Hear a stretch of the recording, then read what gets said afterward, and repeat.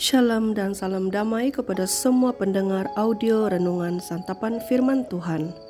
Bersama dengan saya hari ini Rabu 1 Mac 2023 bersamaan dengan Minggu Prapaskah pertama.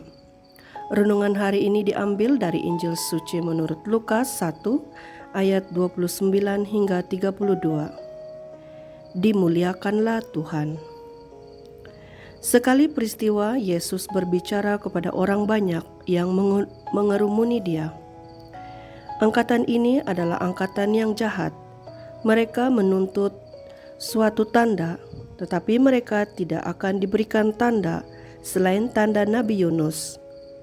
Sebab sebagaimana Yunus menjadi tanda untuk orang-orang Niniwe, demikian pula lah Anak Manusia akan menjadi tanda bagi angkatan ini. Pada waktu penghakiman, ratu dari selatan itu akan bangkit bersama orang dari angkatan ini dan akan menghukum mereka. Sebab ratu ini datang dari ujung bumi untuk mendengarkan hikmat Salomo. Dan sungguh, yang ada di sini lebih daripada Salomo. Pada waktu penghakiman, orang-orang Niniwe akan bangkit bersama angkatan ini, dan mereka akan menghukumnya, sebab orang-orang Niniwe itu bertobat waktu mereka mendengarkan pemberitaan Yunus. Dan sungguh, yang ada di sini lebih daripada Yunus. Injil Tuhan, terpujilah Kristus.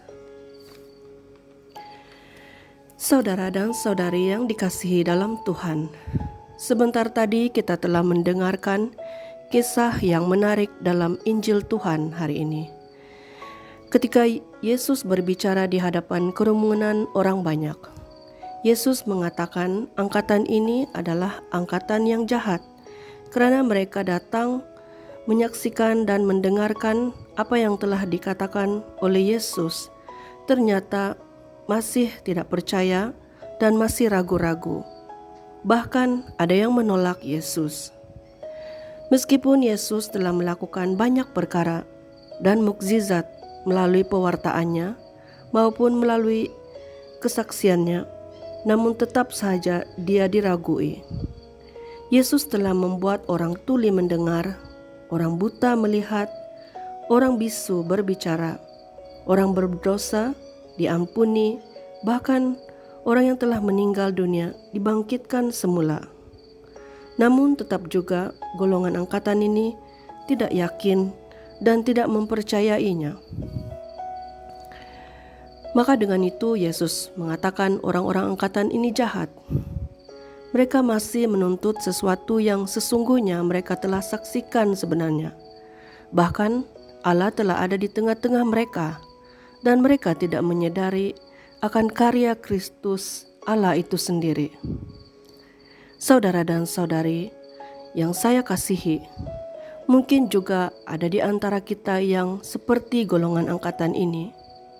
Kadangkala kita tidak merasakan kehadiran Allah dalam diri kita karena kita tidak peduli dan selalu mengabaikan kehadirannya yang sentiasa mewartakan tentang kebaikan dan kesaksiannya dan juga karya ciptaannya. Mungkin saja kita tidak menyadari bahwa Tuhan itu sedang mengutus kehadiran seseorang yang ada di hadapan mata kita.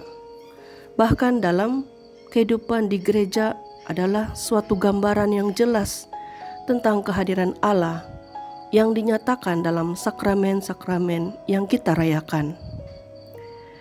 Kita tidak menghiraukannya karena kita tidak melakukan inti dari sakramen yang kita terima itu. Saudara dan saudari, hari ini Yesus menegur kita agar kita sentiasa waspada dan peka pada kehadiran Allah itu di dalam kehidupan kita. Yesus menyatakan pada hari ini penghakiman akan ada hukuman kepada orang-orang yang tidak peduli dan tidak menerima Yesus, serta orang-orang yang tidak membuka hatinya kepada Yesus. Oleh karena itu, Injil Tuhan hari ini mengingatkan kita seperti orang Niniwe yang bertaubat melalui pewartaan Kristus itu sendiri. Karena melalui pertobatan, maka barulah kita dapat melihat karya Allah dan gambaran Allah di dalam hidup kita sehari-harian, serta kehidupan di antara sesama kita. Maka dengan itu, semoga kita semua dibimbing dan diberkati selalu oleh Allah yang Maha Kuasa, dalam nama Bapa dan Putra dan Roh Kudus. Amin.